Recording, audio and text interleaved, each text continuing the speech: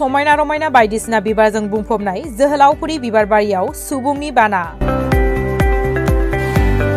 गुबुन गुबुन जायगानि सुबुंफोरा जोहोलावफुरि बिबारबारियाव दान्दिसे गोजोन लाफैदों आरो गोजोननाय फोरमायदों।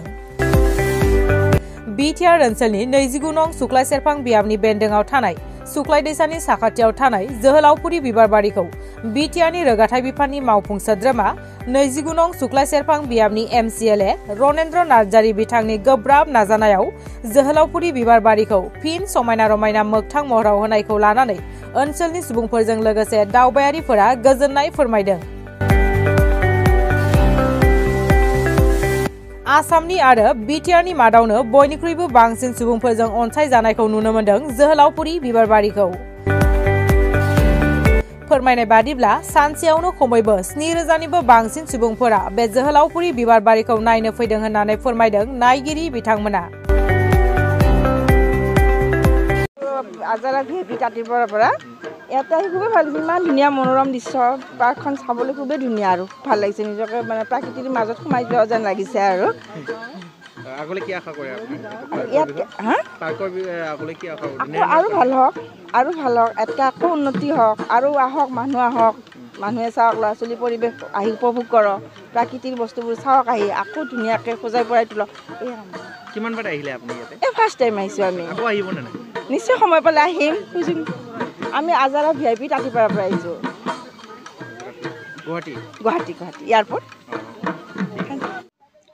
পোনপ্ৰথমে মই আপোনালোকক মোৰ ফালৰ পৰা মাঘ বিহুৰ শুভেচ্ছা থাকিল, আৰু লগতে সমূহ অসমবাসী ৰাইজ আৰু আমাৰ বিটিআৰবাসী ৰাইজ এওঁলোকলৈ মোৰ শুভেচ্ছা থাকিল মাঘ বিহুৰ উপলক্ষে।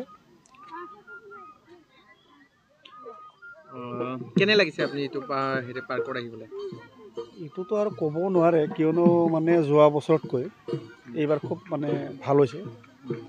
এখেতে খুব মানে আমাৰ মাননীয় ইএম ছাৰ ৰনেন্দ্ৰ নাৰ্জাৰ ছাৰ এখেতে খুব সুন্দৰকৈ বনাইছে। আমি শুনামতে আমাৰ প্ৰমোদ বড়ো ছাৰে খুব মানে এইটো বস্তুত মানে এখেতে চি মহোদয় প্ৰমোদ বড়ো ছাৰ এখেতে মানে এখেতক মানে ফাইনেন্সিয়েলি এড কৰিছে বুলি শুনিছোঁ আমি। মানে এখেতকো মই আমাৰ মাননীয় প্ৰমোদ বড়ো ছাৰকো মই ধন্যবাদ দিছোঁ, আৰু লগতে আমাৰ মাননীয় ইএম ৰনেন্দ্ৰ নাৰ্জাৰ ছাৰকো মই ধন্যবাদ দিছোঁ, কিয়নো এখেতে যেনেকুৱা পৰিৱেশ বনাইছে খুব মানে আমাৰ কাৰণে খুব ভাল।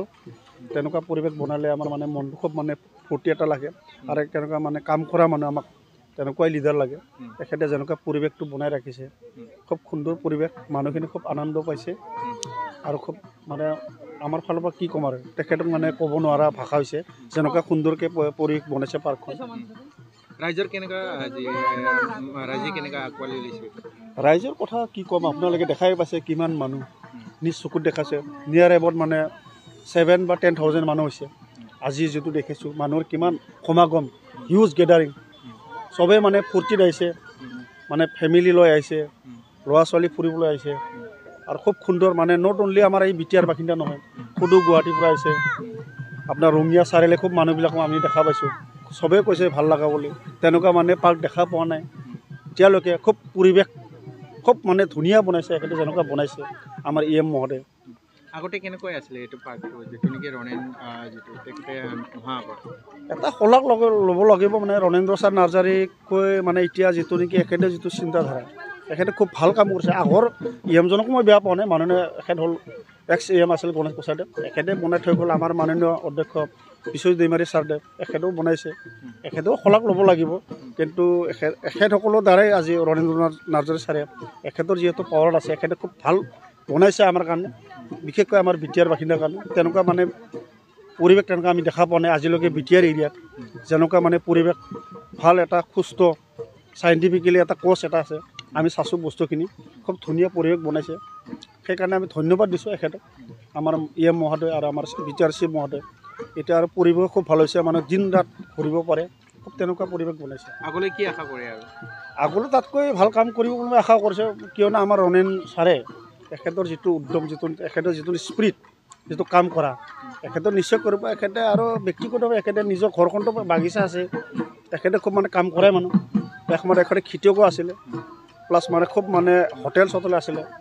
এখেতে আজি ইএম পালে, খুব কষ্টৰ মূৰত এখেতে পালে, আমি খুব ভালে পাইছোঁ। এখেতৰ যিটো মানে কাৰ্য, যিটো কাম কৰা, যিটো ষ্টাইল, তেখেতৰ যিটো নেকি এখেতে পেচেণ্ট আছে, ধৈৰ্য আছে, সেইটো কাৰণে খুব ভাল লাগিছে। মই একচুৱেলি ৰঙিয়াৰ পৰা আহিছোঁ। ইয়াত আহি খুবেই ভাল লাগিছে। বহুত দিনৰ পৰা মই ছ'চিয়েল মিডিয়াত মই বহুতৰে মানে ফেচবুকত মই পাই আছিলোঁ মানে এনেকুৱা যে আমাৰ গড়েশ্বৰ অঞ্চলত খুব এটা মানে শুক্লাই এৰিয়াত এটা মানে ভাল পাৰ্ক এটা আছে, য'ত মানে এটা সুন্দৰ পৰিৱেশ, য'ত আহি মানুহৰ মনটো মানে খুব ফ্ৰেছ হয়। মানে ইমান ধুনীয়া ধুনীয়া ফুল আছে, মানে চালেও মানে শেষ নহয়, মানে খুব ভাল লাগিছে মানে।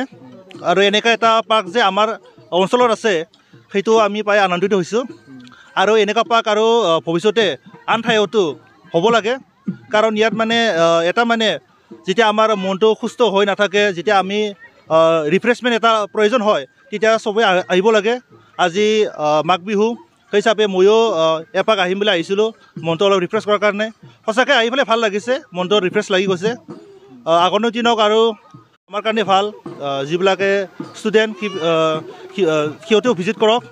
ইয়াত মানে আহি আপোনালোকে নট অনলি ঘূৰা পকা ৱাকিং, জাষ্ট আপোনালোকে যদি ইয়াত এটা মানে পঢ়া পৰিৱেশ বিচাৰে, যে বহি শুনি মানে এটা নীৰৱ এটা পৰিৱেশ, তেতিয়া আপোনালোকে পাব। ইয়াত আহি পেলাই পঢ়া শুনা কৰিব পাৰিব। ইয়াৰ উপৰি আপুনি এনজয়মেণ্ট পাব। ওচৰতে শুক্লাই নদী আছে, তাৰ চিনাৰীও ভাল। লগতে আৰু এটা ভাল লাগিছে, আমাৰ যিটো বড়ো আন্দোলনৰ যিটো শ্বহীদ হৈছিলে আমাৰ ৰঙিয়া অঞ্চলৰে যিটো হৰখাম নাৰ্জাৰী, তেখেতৰ প্ৰতিমাটো ইয়াত দেখিও মোৰ মন ভাল লাগিছে, কাৰণ আমাৰ ওচৰ চুবুৰীয়াৰে হয়। তেখেতৰ নিচিনা আৰু আমাৰ বডোফা আছে ইউএন ব্ৰহ্ম, তেখেতৰ মানুহৰ মহান প্ৰতিমা ইয়াত দেখা পাইছোঁ, সিহঁতৰ শ্ৰদ্ধা কৰিছোঁ, সেইটো আছে, সেইটো ভাল লাগিছে। তাৰ উপৰিও ইয়াত এটা মনোমোহা পৰিৱেশ, য'ত মানে মই জানো বহুত দূৰৰ পৰা আহিছে।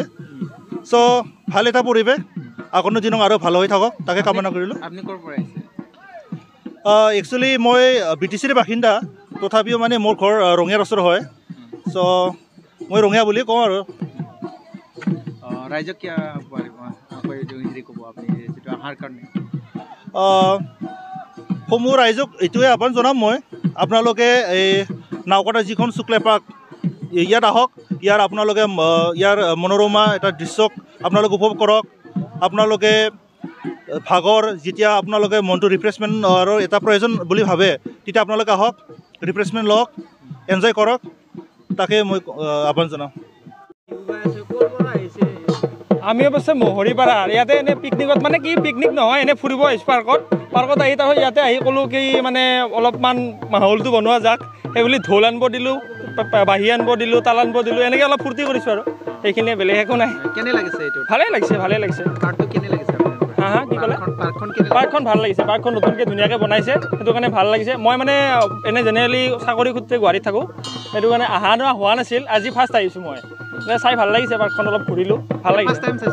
নাই মই আগতে আহিছোঁ, কিন্তু ৰিচেণ্টলি পাৰ্কখন যেতিয়াৰ পৰা ৰিনোভেট কৰিছে তেতিয়াৰ পৰা আজি ফাৰ্ষ্ট আহিছোঁ। আগতে কেনেকুৱা আছিলে আপুনি?